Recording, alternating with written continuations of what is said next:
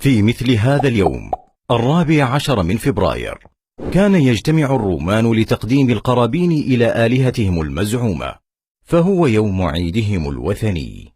ثم صاروا يحتفلون فيه بذكرى القس فالنتاين الذي قتله قائد الرومان لمخالفته الأوامر، فاتخذوا هذا اليوم عيدا تخليدا لذكراه، فأخذه عنهم النصارى، وأصبح هذا اليوم عيد الحب عندهم.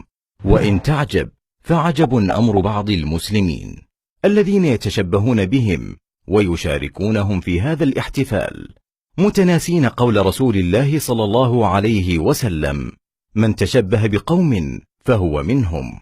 ويكفي أن نعلم أن النبي صلى الله عليه وسلم أنكر على أصحابه الاحتفال بيومين كانوا يلعبون فيهما في الجاهلية، قائلا لهم: إن الله قد أبدلكم بهما خيرا منهما، يوم الأضحى ويوم الفطر، فليس للمسلمين إلا عيد الأضحى وعيد الفطر، وعليه فلا يجوز للمسلم الاحتفال بهذا اليوم الوثني وإظهار البهجة فيه، مشاركة المحتفلين به، بيع الهدايا المخصصة لعيد الحب أو شراؤها أو قبولها هدية.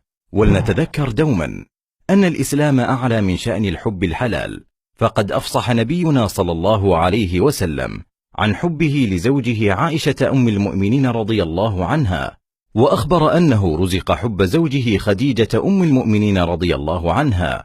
فلا حرج في الحب المباح الجميل، ولا سعادة إلا في اتباع نهج الإسلام فيه.